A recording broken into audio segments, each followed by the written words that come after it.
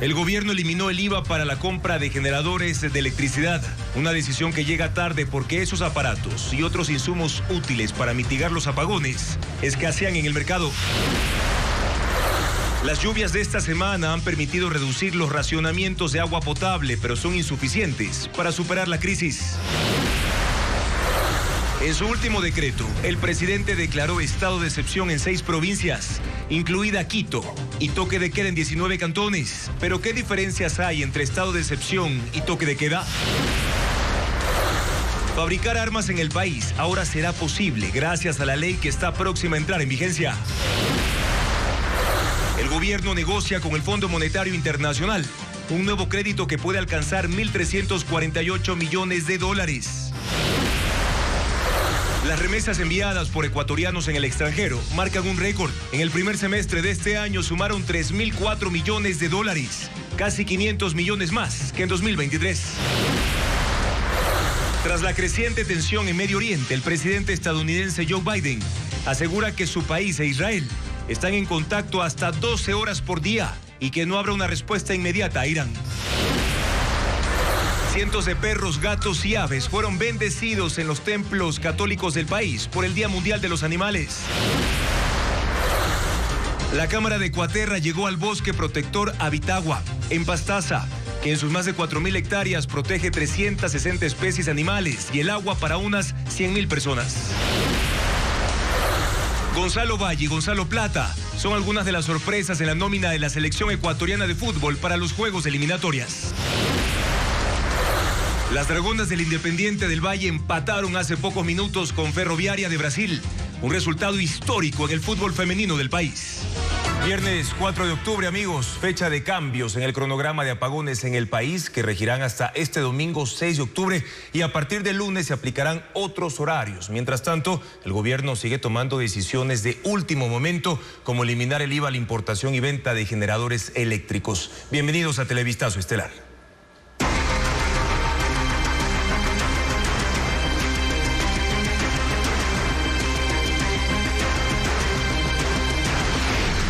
Apagones, alivio con Piola. Este fin de semana se mantienen los cortes de luz de menos de 5 horas. Las empresas eléctricas cortarán el suministro en las madrugadas y también al anochecer. Diego Puente tiene el cronograma de apagones. Los apagones se focalizarán este fin de semana en la madrugada y al amanecer, y en la tarde en una franja que va especialmente desde las 5 de la tarde hasta las 7 de la noche en la mayoría de ciudades del país, y durarán menos de 5 horas según la programación de las empresas distribuidoras de energía. ¿Cómo se ve el país con el nuevo mapa de apagones? En Esmeraldas habrá cortes de menos de 3 horas en las mañanas en las zonas turísticas y balnearios. Las franjas van desde la medianoche hasta las 3 de la mañana y desde las 3 hasta las 6 de la mañana. En el centro y en la ruta del Espondilus no tendrán luz de 6 a 8 de la mañana y de 4 a 6 de la tarde. En Manabí, la Corporación Nacional de Electricidad, CENEL, programó apagones desde la medianoche hasta las 4 de la mañana y de 4 a 6 de la tarde en Bahía de Caracas y Montecristi y una parte de Portoviejo. La zona comercial de la capital manabita tendrá otro horario de 4 a 8 de la mañana y de 5 a 6 de la tarde. En Manta habrá apagones en 70 sectores de 6 a 10 de la mañana y de 6 a 7 de la noche. En Guayas los cortes se centran principalmente desde la medianoche hasta las 3 de la mañana y de 4 a 5 de la tarde. Uno de los sectores más conflictivos, Mucho Lote, no tendrá luz de 4 a 7 de la mañana. En Los Ríos habrá apagones generales en los cantones Valencia, Buena Fe, Novol, Pedro Carbo, Lomas de Sargentillo, Isidro Ayora, El Empalme, Pichincha y Mocachi por 3 horas en una franja que va desde la medianoche hasta las 4 de la mañana y de 4 a 5 de la tarde. En casi toda la sierra los apagones serán entre 3 a 5 horas al día y están programados desde la medianoche hasta máximo las 8 de la mañana y una hora adicional desde las 4 hasta las 5 de la tarde.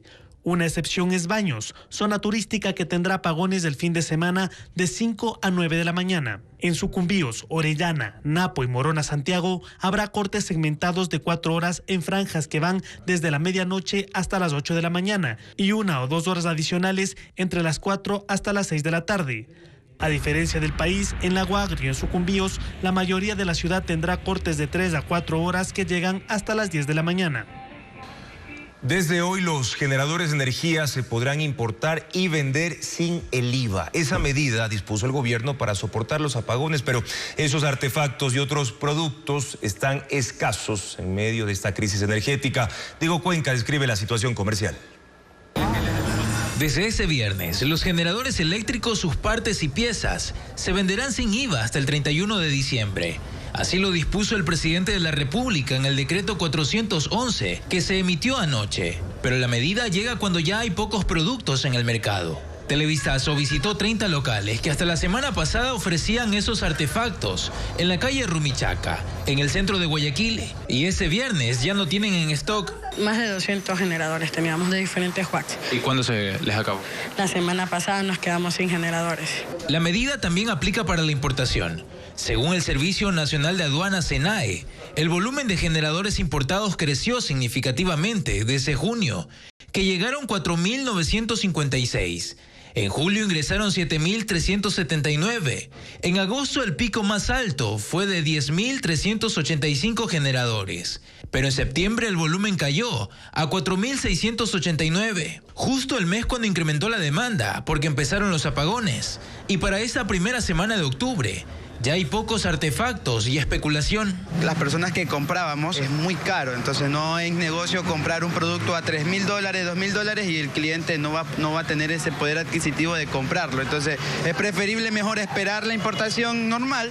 La escasez también se detecta en línea. Una cadena nacional de ferretería habilitó en su página web una sección de apagones, donde ofrecen otras alternativas para soportar los cortes, pero tampoco tienen generadores. Entre las opciones que buscan los ciudadanos están los focos recargables, pero la mayoría de locales anuncian con carteles que ya no tienen.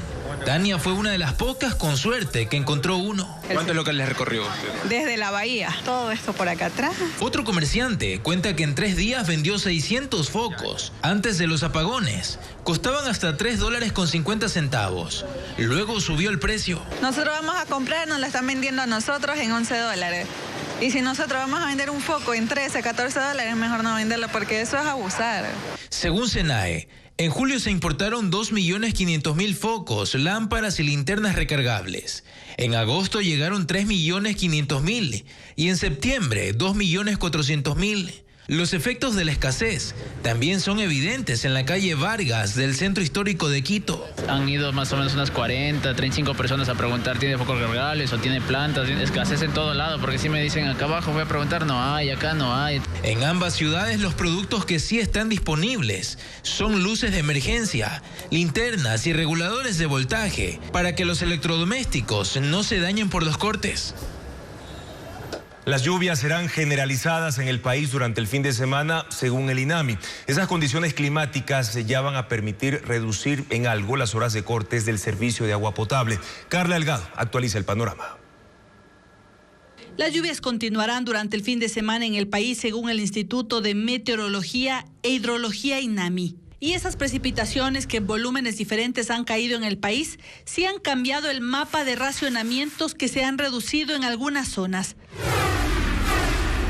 En Pastaza los cortes de agua se suspendieron porque ha llovido en esa zona desde hace 8 días. En Arajuno y Mera, en donde anteriormente solo tenían 30 minutos de agua al día, aunque hay baja presión de agua, se espera que se normalice durante este fin de semana. En Loja se suspendieron los cortes de agua en 28 barrios del sector suroccidental, donde habían racionamientos de hasta 16 horas. En Cotopaxi se mantienen los racionamientos en La Tacunga y Pujilí. Sin embargo, la empresa proveedora de agua informó que si las lluvias continúan, la próxima semana se reducirán las horas de restricción. En Tulcán los racionamientos de agua continúan. Sin embargo, si se mantienen las lluvias, la empresa proveedora del servicio advirtió que la próxima semana podría suspender los racionamientos nocturnos de 7 horas. En Cuenca también se mantienen los racionamientos de agua, con cortes de entre 3 y 5 horas durante el día y la noche en las parroquias de Tarqui, Baños y Turi. En Tungurahua los racionamientos de agua siguen en las noches al norte de Ambato. En Arosemena, Tola y Napo continúan los racionamientos de agua por la sequía. Los cortes son diarios durante 19 horas. A pesar de las lluvias en Quito, los racionamientos de agua se mantienen en al menos 50 barrios, cortes entre 12 y 15 horas. El Comité de Operaciones de Emergencia Nacional sesionó en Guayaquil y resolvió levantar la alerta roja que regía en las provincias de la Sierra por sequía y también por los incendios forestales. Ante la prensa, la presidenta del COE, Inés Manzano, dijo que la alerta roja se mantiene solo en Manabí, Santa Elena, El Oro y Galápagos, pero no se refirió a la crisis energética ni a otras medidas para enfrentar la falta de lluvias y los efectos de los incendios forestales. De hecho, su rueda de prensa duró 2 minutos.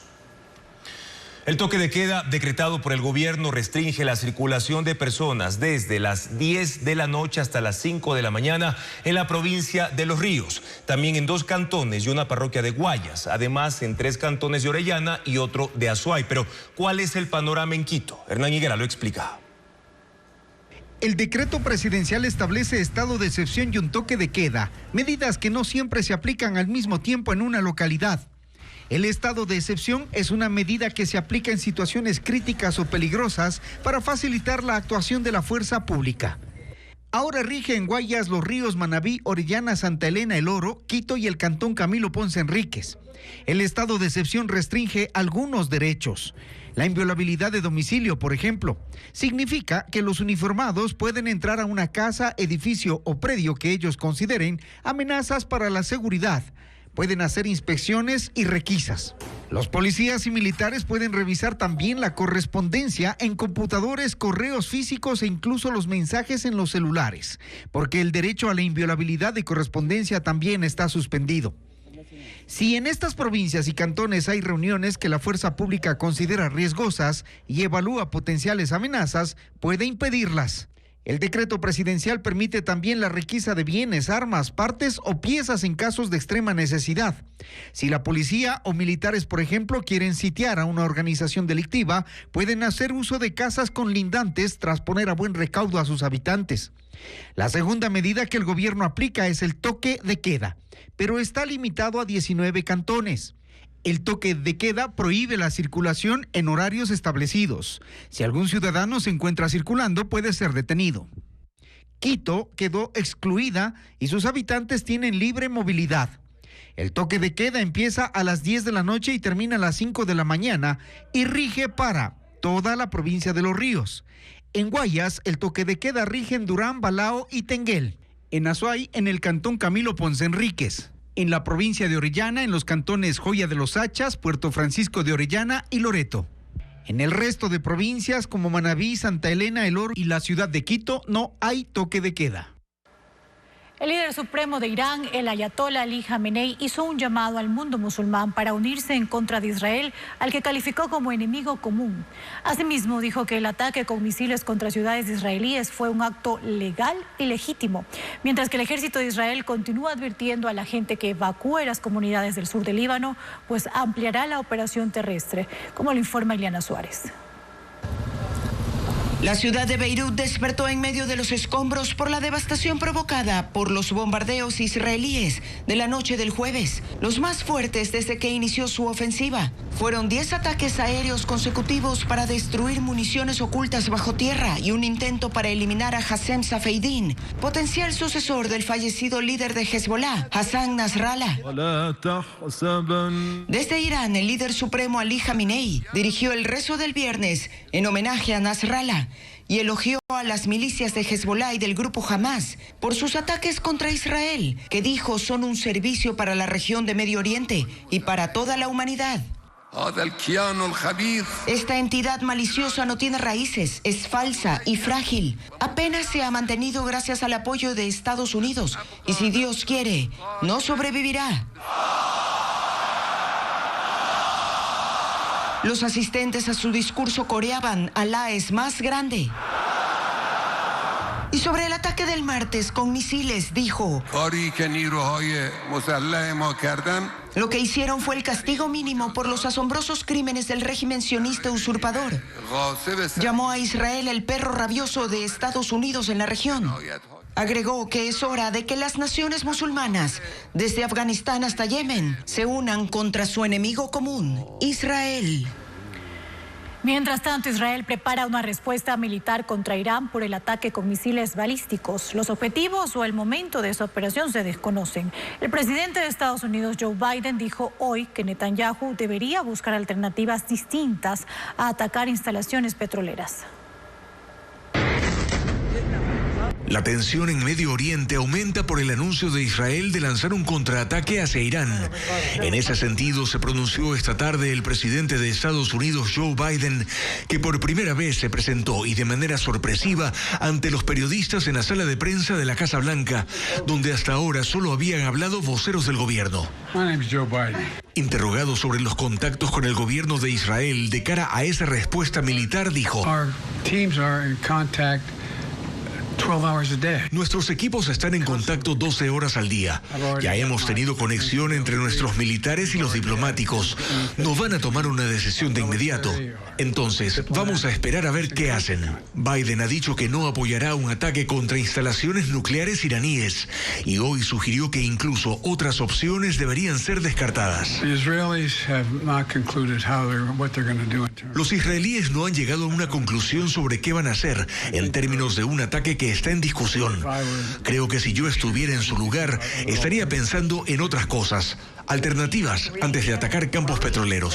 Le preguntaron entonces cómo deberían responder y dijo: eso es entre ellos y yo. Mientras tanto, Israel continúa con su ofensiva en Líbano para debilitar las capacidades militares de Hezbollah, el grupo apoyado por Irán, llegando a bombardear esta tarde un paso fronterizo entre Líbano y Siria, por donde no solo pasan a diario miles de libaneses que huyen de la guerra, sino que según Israel se está usando para abastecer de armas y municiones a milicianos de la guerrilla. Según el gobierno, la nueva cárcel de Santa Elena tiene un avance físico del 12%. Las torres de seguridad son lo más visible. Merlin Ochoa tiene más información de cómo avanza esta obra. El gobierno armó todo un operativo militar y policial para mostrar los avances en la cárcel de máxima seguridad que construye en Santa Elena. Decenas de uniformados y hasta tanquetas y camiones llegaron al sector Juntas del Pacífico. La prensa también estaba convocada, pero no tuvo acceso cuando el presidente Daniel Noboa y el director general del SNAI, Luis Saldumbide, sobrevolaron y luego recorrieron los terrenos. No dieron entrevistas ni aceptaron preguntas y las cámaras de los medios solo tuvieron limitado acceso luego de que Noboa se retiró.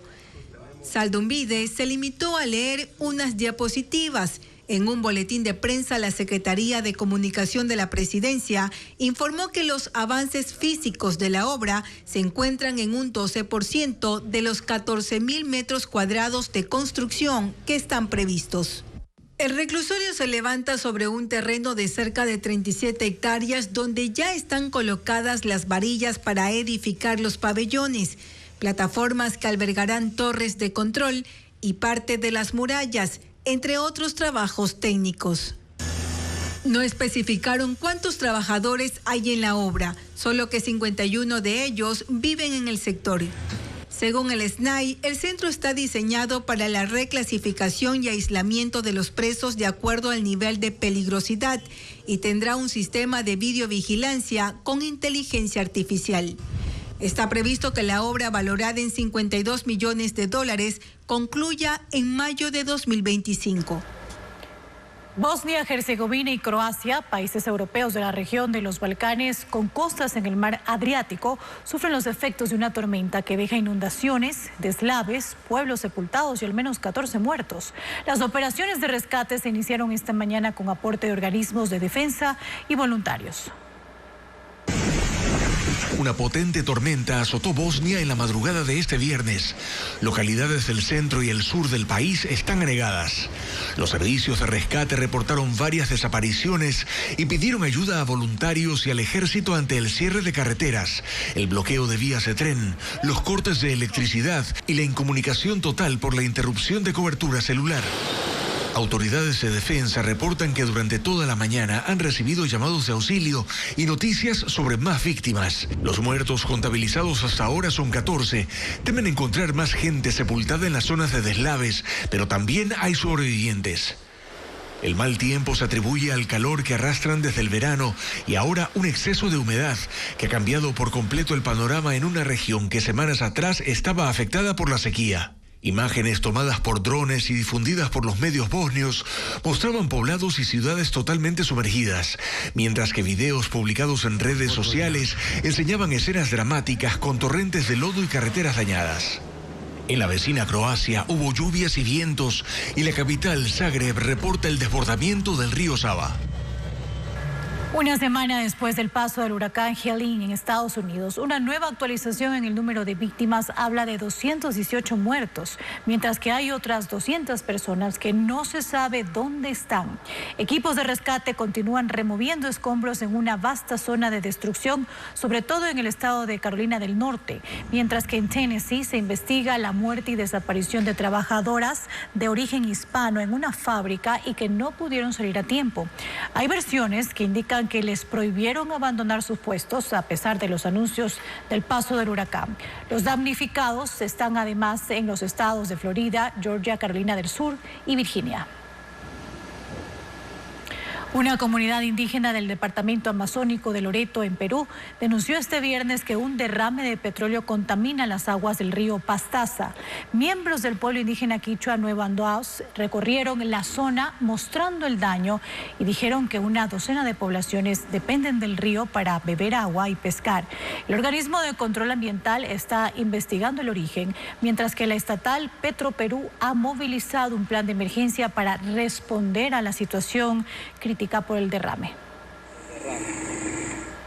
Un colectivo de artistas estadounidenses montó una instalación itinerante que muestra a Donald Trump desnudo. Los activistas armaron una figura de casi 10 metros de alto. La muestra lleva el nombre de Corrupto y Obsceno, que según los creadores busca provocar la reflexión sobre las complejidades del poder político y el liderazgo a tan solo 2 meses de las elecciones. La imagen fue exhibida primero en Las Vegas y ahora está en una zona industrial y comercial de Phoenix, en Arizona. El Consejo Nacional Electoral anunció que ya se puede realizar el cambio de domicilio para las elecciones presidenciales del próximo año. Además, el Ministerio de Educación mantiene los cambios en los horarios de las jornadas vespertina y nocturna por los apagones. Carla Delgado con el detalle de estos servicios. Los cambios de horarios por la crisis energética en las jornadas vespertina y nocturna de las unidades educativas se mantienen hasta nueva disposición, según informó este viernes el Ministerio de Educación. En la jornada vespertina el horario de ingreso será normal a partir del mediodía, mientras que la salida será a las 17 horas. La jornada nocturna mantiene la modalidad no presencial para los estudiantes. El ministerio asegura que brindará los recursos académicos y las guías pedagógicas para docentes y estudiantes. Las instituciones particulares, fiscomisionales y municipales podrán adoptar las medidas o definir horarios propios. La jornada matutina se desarrollará con normalidad y tendrá el mismo horario tanto para el ingreso como para la salida de los estudiantes. Desde las 5 de la tarde de este viernes hasta las 23 horas del domingo 6 de octubre, no estará habilitada la plataforma comercial para el pago de planillas de energía de la empresa eléctrica Quito, debido a un mantenimiento a escala nacional. Tampoco se podrá hacer consultas por la página web de la empresa. El proceso para el cambio de domicilio electoral para las elecciones de 2025 se habilitó en la página web del Consejo Nacional Electoral. Hay que ingresar a www.cne.gov.es y dar clic en servicios en línea. Y luego ingresar la cédula, clave y un código que llegará al correo electrónico. La plataforma pedirá varios requisitos que se deberán subir. Formulario de cambio de domicilio electoral firmado, cédula de identidad escaneada, fotografía del rostro del ciudadano, junto a la cédula y planilla de servicios básicos. Luego de ingresar la solicitud, el CNE aprobará o negará el cambio de domicilio, que también se puede hacer en las delegaciones provinciales. Los requisitos son la cédula y el comprobante de servicio básico. Las remesas de los migrantes, que en lo que va del año suman 3.000 millones de dólares, contribuyen a soportar la crisis económica que enfrenta el país, pero no son el único aporte. La economía criminal introduce miles de millones de dólares a los mercados formales que permiten que se mantenga su dinamismo. El Banco Central reporta una contracción de la economía ecuatoriana en un 2.2% en relación al Producto Interno Bruto, pero en los mercados no se deja de transaccionar y aunque hay una disminución en la actividad comercial, los engranajes de la economía se continúan moviendo. ¿Y qué los impulsa? Una parte está dada por el flujo de remesas que crece. En el primer trimestre del año llegaron 1.393 millones de dólares. En el segundo trimestre la cifra se incrementó y sumaron 1.611 millones, cerrando el primer semestre en 3.004 millones de dólares, casi 500 millones más que en el mismo periodo de 2023. Pero esto, que es ciertamente un alivio en medio de la crisis, no es sino la consecuencia de otra: la migratoria. Según la Oficina de Migración de Naciones Unidas, el déficit migratorio en Ecuador en 2023 fue de 121.335 personas. Son quienes no volvieron al país. Y hasta julio del 2024 la cifra sumaba 99.753 personas, para un total de 221.088 nuevos migrantes. Y estos valores únicamente muestran a quienes pasaron por puestos de control migratorio. El otro registro es indeterminado, sin embargo hay aproximaciones. La patrulla fronteriza de Estados Unidos en este año fiscal detuvo a 121.000 ecuatorianos intentando ingresar ilegalmente a ese país. Y aquí es donde entra en juego otro componente que dinamiza la actividad económica, pero desde la orilla de la ilegalidad. Si por cada viaje se paga a coyoteros valores que oscilan entre los 10.000 y los 23.000 dólares, esa actividad ilegal mueve entre 1.200 y 2.800 millones de dólares. Y eso no es todo. Según la Oficina de Naciones Unidas contra la Droga y el Delito, los flujos financieros derivados del narcotráfico representan entre el 2% y el 5% del PIB. Eso significa que el narco lava en Ecuador entre 2.400 y 6.000 millones de dólares. Y como los lava, introduciéndolos en la economía formal.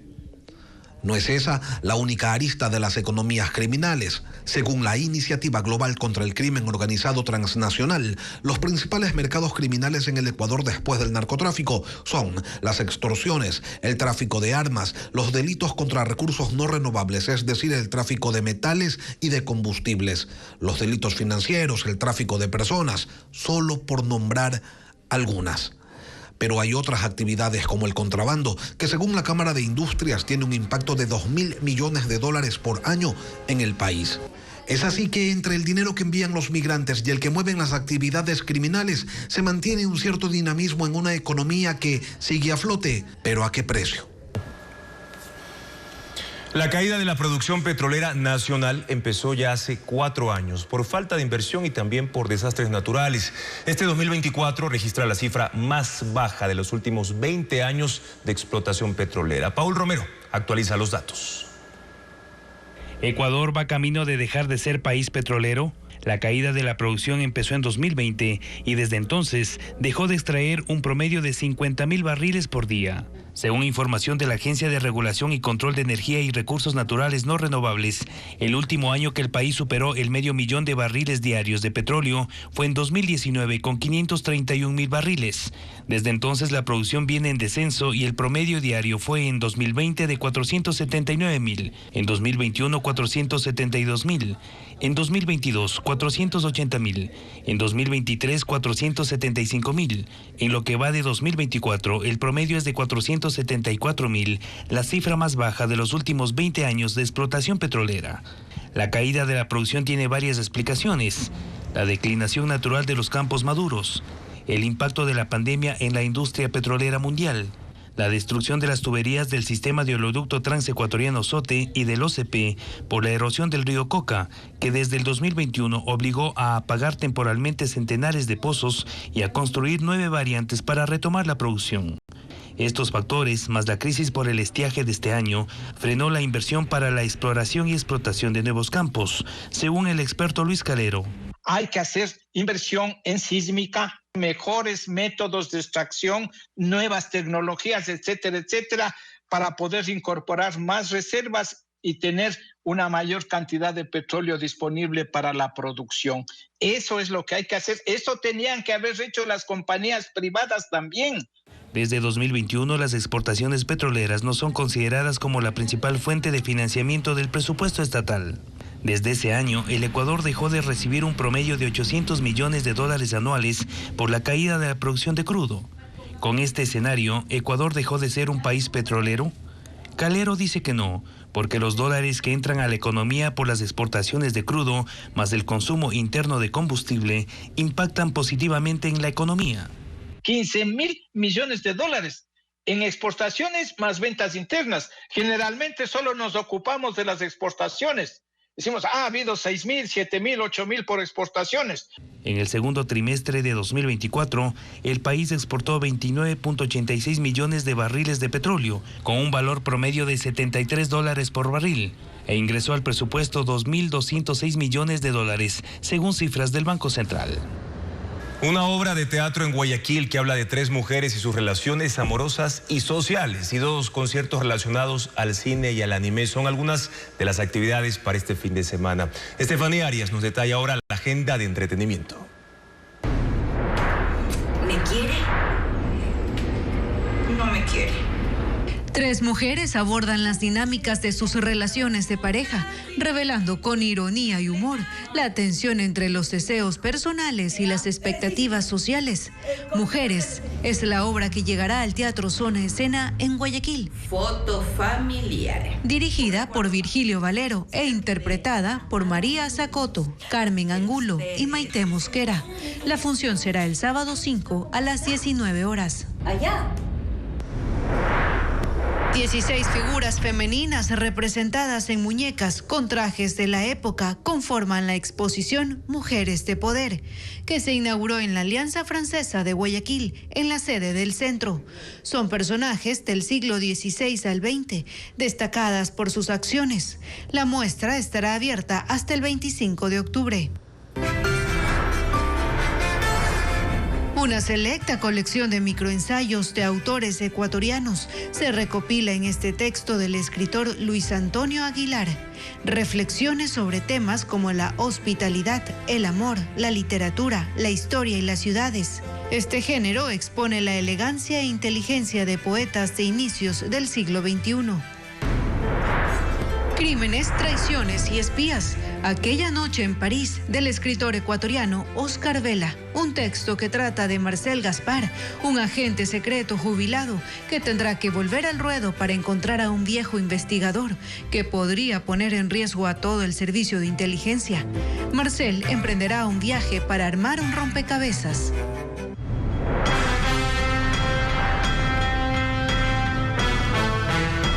La música de las aclamadas trilogías cinematográficas de El Señor de los Anillos y El Hobbit llegarán al Teatro San Gabriel en Quito. Un concierto interpretado por 50 músicos de la Fundación Orquesta Ciudad de Quito y la Fiesta del Cumbión, además de proyecciones visuales de la película. El show será el sábado 5 a las 20 horas.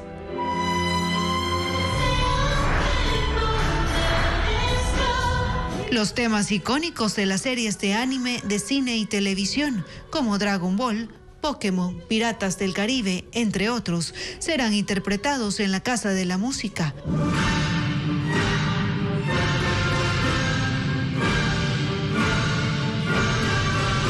70 artistas y una orquesta sinfónica serán parte de este concierto en Quito, denominado Tatacae 3, dirigido por el maestro Iván Acosta. La función será este sábado 5 a las 19 horas. Hace 2 años el nombre Arthur Fleck nos azotó como un huracán. Arthur Fleck fue internado en un asilo mientras espera su juicio por los crímenes cometidos como el Joker. Tropezará con el amor de su vida, Harley Quinn. Ambos crearán el caos. Por una vez en mi vida, no me sentí sola en el mundo. El Guasón 2, interpretado por Joaquín Phoenix y Lady Gaga, ya está en las carteleras del país. Démosle al público lo que quiere.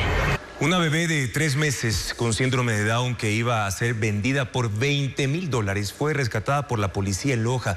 Los agentes de coordinación con la organización internacional Our Rescue allanaron un inmueble en el centro de la ciudad donde mantenían a la menor. Durante el operativo no hubo detenidos, pero se decomisaron dispositivos electrónicos. Ahí está la nena, La Fiscalía investiga si hubo tráfico de influencias en el actual concurso de jueces de la Corte Nacional. Ejecutó allanamientos y detenciones para obtener información del caso relacionado con las pruebas de confianza de la cuestionada empresa Métricas Web. Informa Jacqueline Rodas. Anoche, la Fiscalía y la Policía realizaron allanamientos en Quito como parte de una investigación penal abierta por tráfico de influencias en el actual concurso de jueces de la Corte Nacional. El expediente se abrió para indagar irregularidades en la prueba de confianza, tomada a los postulantes por parte de la cuestionada empresa Métricas Web. 2 personas están detenidas con fines investigativos y se presume que hay funcionarios y exfuncionarios públicos involucrados en una organización delictiva. El caso está en etapa reservada. Mientras tanto, el Consejo de la Judicatura sigue buscando el camino para salvar el concurso. El 26 de agosto lo anuló parcialmente. Decidió salvar las 4 primeras etapas. De 59 finalistas, el número regresó a 106. Con ellos esperan retomar el proceso. Pero hay más sombras que lo rodean. En el caso Pantalla, que investiga el concurso que se anuló totalmente tras la detención del expresidente de la Judicatura, Wilman Terán, la fiscal Ruda Moroso dio más de 20 nombres de aspirantes a jueces de la Corte Nacional que habrían recibido beneficios ilegales. 9 de ellos volvieron a inscribirse en el concurso actual y siguen en la lista. El Consejo de la Judicatura defiende el concurso y al momento analiza una nueva metodología para las pruebas de confianza. No se sabe cuándo lo retomarán y mucho menos cuándo la Corte contará con los 10 jueces y 15 conjueces que deben elegir. Sigue igualmente pendiente el resultado de la auditoría que la Contraloría hizo a la contratación de la empresa Métricas Web. En inicio se dijo que estaría lista a finales de septiembre, pero se desconoce el resultado. La fabricación de armas de manera industrial se permitirá ya en Ecuador, así lo dispone la Ley de Armas aprobada en la Asamblea Nacional. La comisión encargada reconoce que hay interés por invertir y Patricio Díaz informa que la norma pone exigencias para establecer esas fábricas. Ahora es posible que empresas privadas fabriquen armas en Ecuador. La Ley de Armas aprobada en la Asamblea el pasado martes está por entrar en vigencia y autoriza la instalación de fábricas en el país. La norma mantiene la prohibición de fabricar armas artesanales. Esto se estableció en 2012 luego de operativos en talleres de fabricación en Chimbo. Las que ahora se fabriquen legalmente deberán ser marcadas con las iniciales del país, del fabricante, llevar un número de serie y estar registradas ante las Fuerzas Armadas. Yo voy a tener trazabilidad, yo voy a tener el control. ¿Dónde se fabricó el arma? ¿Quién fabricó el arma? ¿Qué pieza se fabricó? Si es que hay algún repuesto, ¿quién compró? ¿A dónde fue a parar esas armas? Hugo García, técnico en armas, tiene interés en instalar una fábrica. Él confía en que la demanda aumentará debido a que la ley crea también la estructura para el porte civil de armas. Dar empleo al país, de dar soluciones también, porque lo que es importar un arma se demora demasiado tiempo. Podemos exportar. Podemos realizar mucho aquí. Edison Romo, experto en seguridad, destaca la importancia que deberá tener el control sobre las empresas encargadas. Espero yo que el Comando Conjunto pueda realizar inspecciones avisadas, no avisadas, para ver su realidad, dónde están, si físicamente existen en los rastrillos o están dadas como dotación. Fabrica 100, vende 20, exporta. El reglamento que expida el presidente de la República sobre esta ley establecerá los requisitos y con ellos los empresarios privados interesados deberán obtener un informe favorable del Comando Conjunto para la instalación de sus fábricas. En 2023 se registraron 7.308 homicidios, 335 víctimas fueron menores de edad, siendo este delito la primera causa de muerte en niños y adolescentes de 5 a 17 años. En Ecuador la violencia se ha vuelto vulnerable a la niñez, revelando la falta de políticas para proteger a esa población, como lo explica en el siguiente informe Bessie Granja. La niñez y adolescencia en Ecuador está en riesgo ante la escalada de violencia. Así lo confirma un reporte publicado por el Instituto Nacional de Estadística y Censos INEC, que en 2023 ubica al homicidio como la primera causa de muerte entre menores de 5 a 17 años, con 335 casos. Las cifras del INEC ratifican la advertencia hecha desde enero de este año, cuando el Fondo de las Naciones Unidas para la Infancia, UNICEF, reveló el drástico aumento de crímenes de niños y adolescentes desde 2019 hasta 2023. Los niños no son una fría cifra.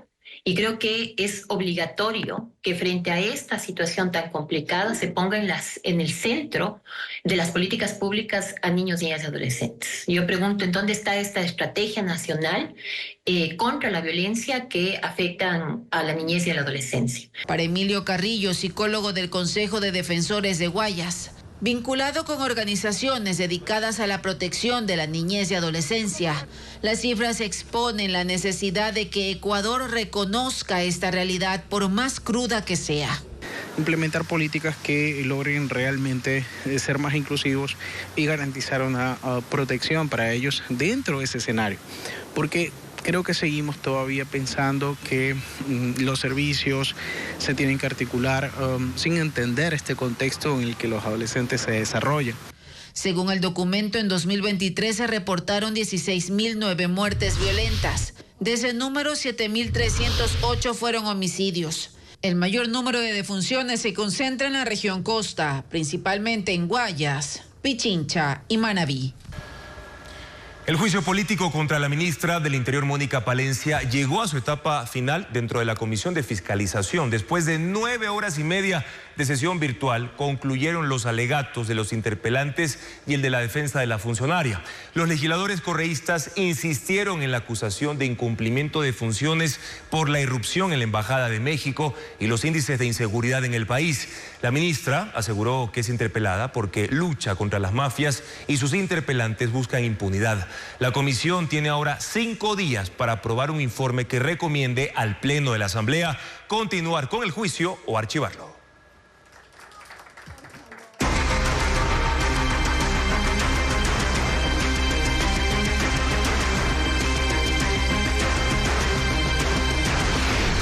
Apagones, alivio con Piola. Selec puso nuevamente en funcionamiento un generador de 96 megavatios en Guayaquil. Es la segunda vez que ese equipo se pone a funcionar en 5 meses. El régimen anuncia que esta vez sí se mantendrá operativo. Informa Francisco Garcés. El país cuenta con 96 megavatios de electricidad adicionales que provienen del generador TG5 de la termoeléctrica Enrique García en Guayaquil.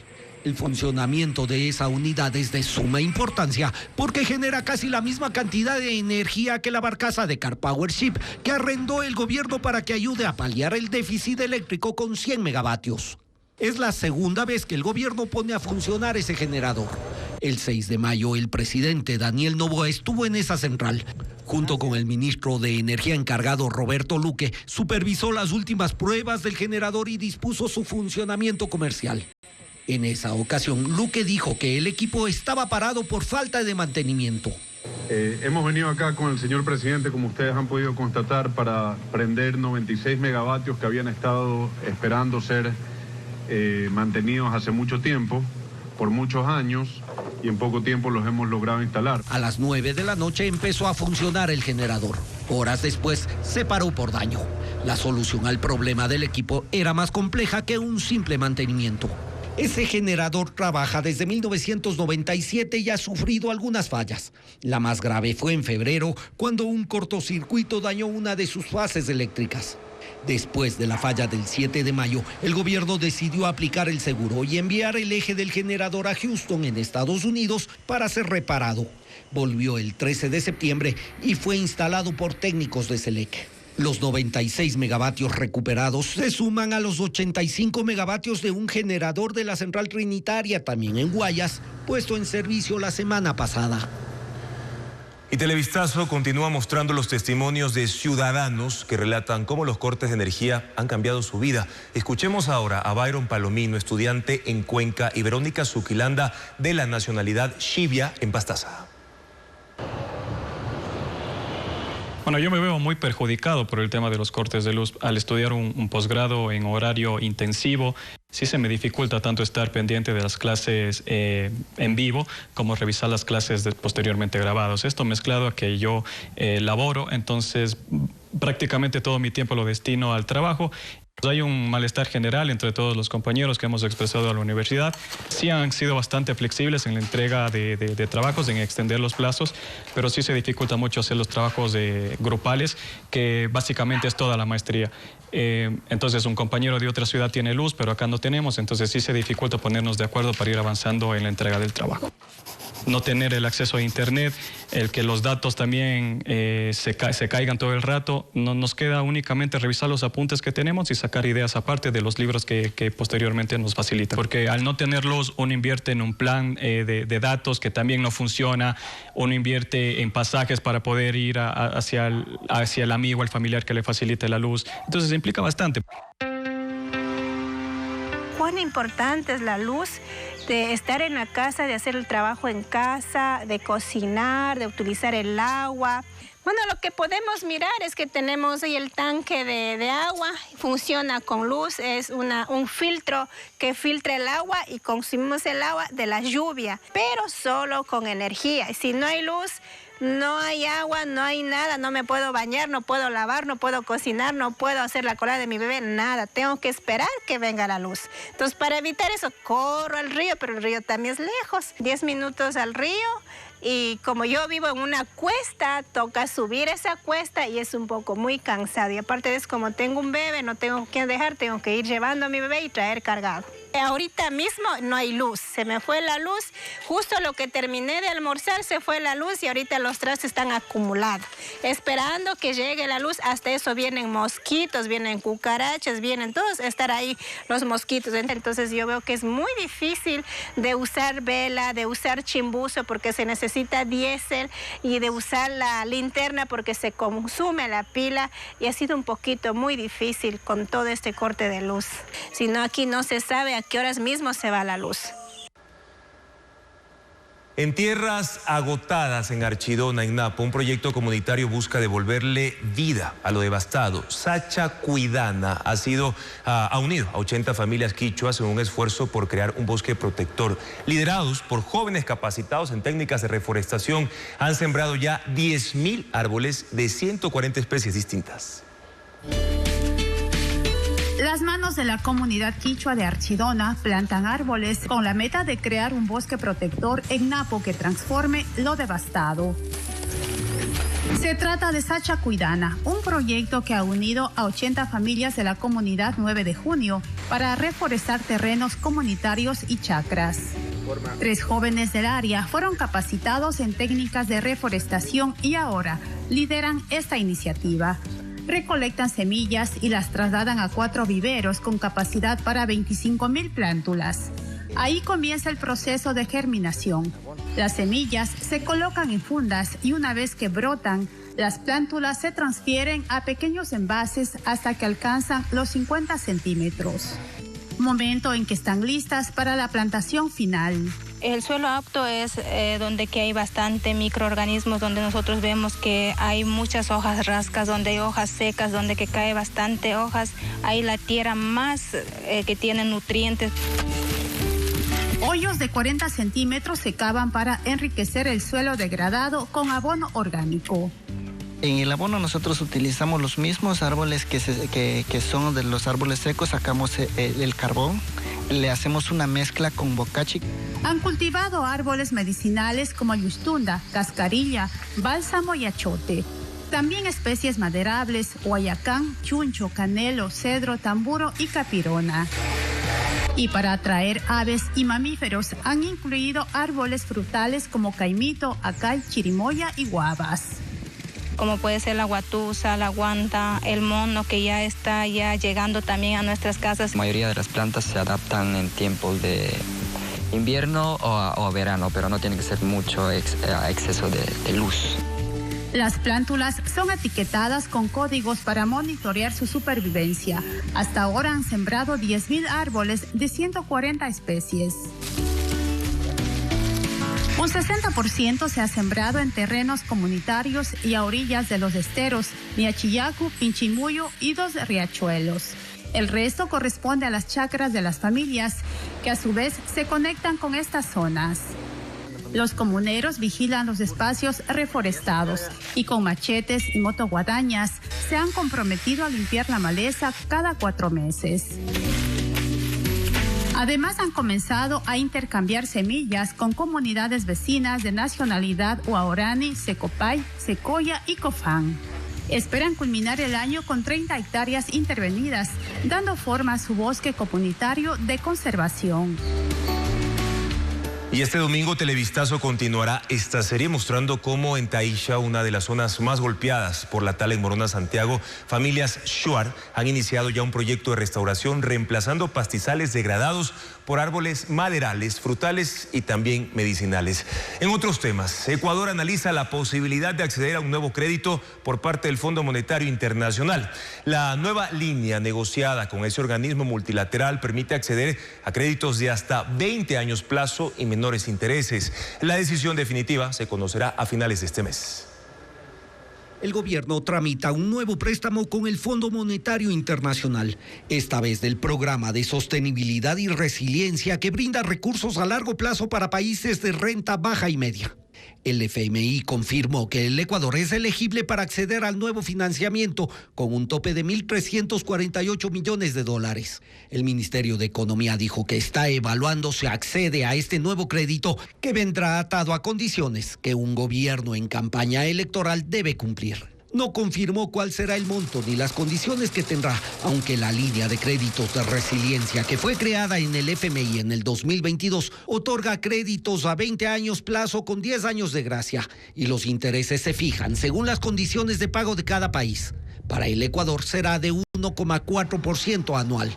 Estos créditos están atados a que los países impulsen programas para enfrentar problemáticas como pandemias, digitalización interna y el cambio climático, que en este caso sería la opción a la que apunta el gobierno. Son $1.300 millones de inversiones energéticas que hay que hacer urgentes. Y este financiamiento va a poder facilitar ese proceso, porque esos $1.300 millones que se necesitan para la generación de emergencia no están financiados, no están presupuestados. El Estado no tiene esos recursos. El gobierno tiene un acuerdo de financiamiento vigente con el FMI desde mayo por $4.000 millones para 4 años. De ellos, 1.000 millones ya ingresaron a las cuentas nacionales y se espera otro desembolso de 500 millones para enero. El FMI espera la decisión que tome el gobierno los próximos días.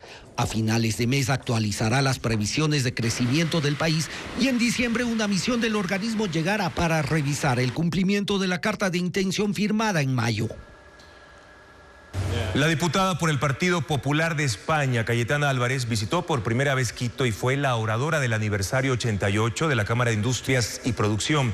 La política llamó a defender la democracia y luchar contra el populismo en la región. Diego Puente tiene las impresiones. Cayetana Álvarez de Toledo habla con suavidad, pero sin rodeos.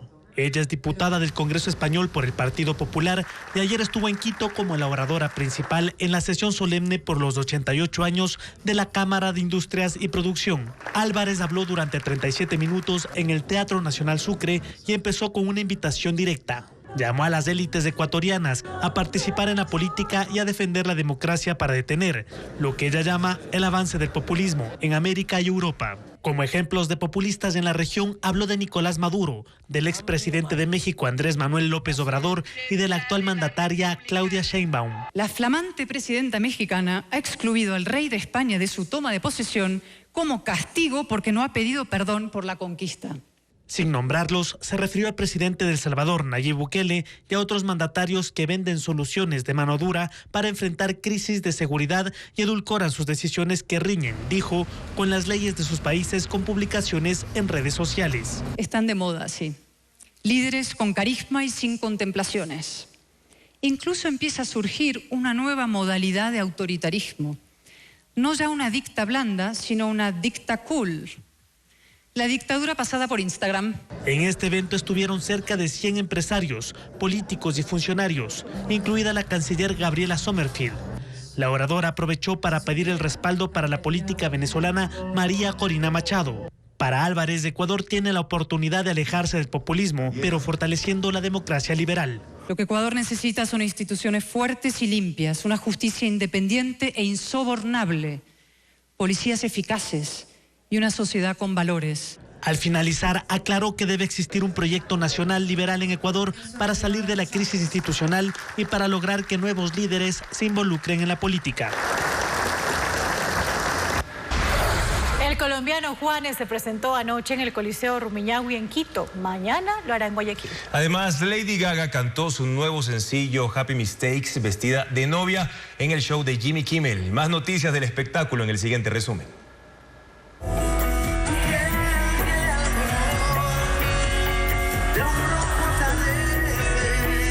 Después de 5 años de ausencia, Juanes deleitó al público quiteño con su concierto de anoche en el Coliseo Rumiñahui. 6.000 personas lo esperaban a las 21:30. Interpretó los temas que lo internacionalizaron, como Camisa Negra, Adiós le pido, Mala gente y Tu fotografía.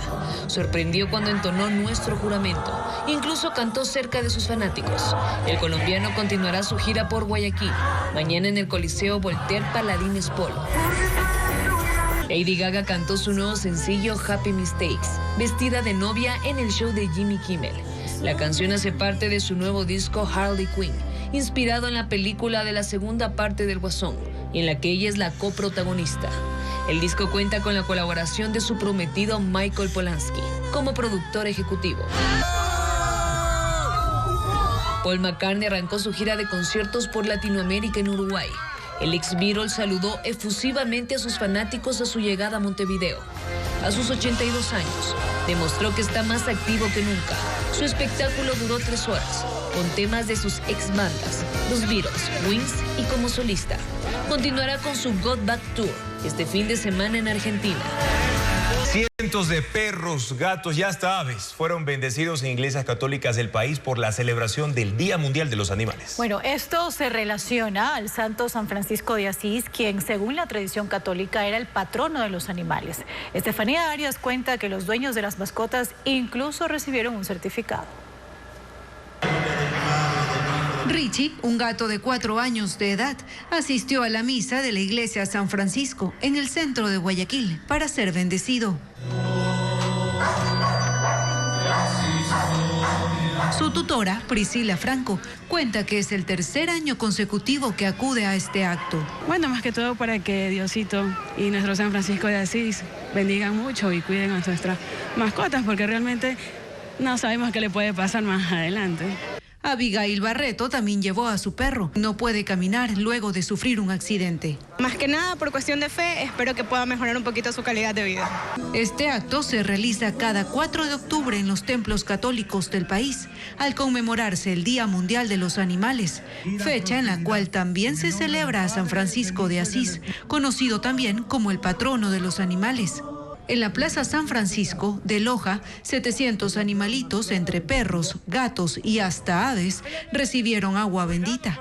Incluso hubo quienes llevaron semillas y plantas. Este se llama Romeo, ella se llama la Flor de Haba y aquí ya está Jack. En Quito, la ceremonia se dio en el centro histórico, en otro templo que lleva el nombre del santo de Asís. Ahí también pidieron por el bienestar y el no maltrato de los animales. Al finalizar las misas, sus dueños recibieron un certificado con el nombre de su mascota. Un acto de fe, donde también piden porque estén sanos y protegidos.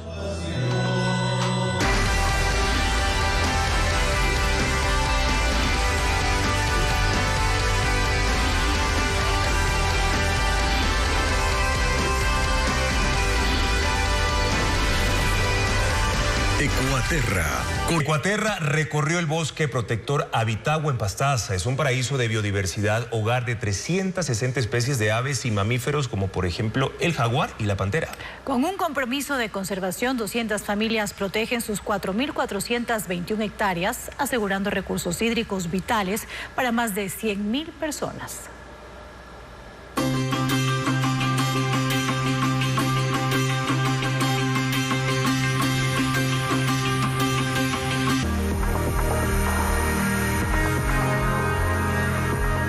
Con estas imágenes finalizamos esta emisión de Televistazo Estelar. Los esperamos mañana y el domingo en la emisión de fin de semana a las 7 de la noche. La información sobre los cortes de energía para los próximos días y también el estado del tiempo en distintos puntos del país en nuestra página web ecuavisa.com. Siempre información actualizada. Gracias, amigos, por habernos acompañado. Buenas noches.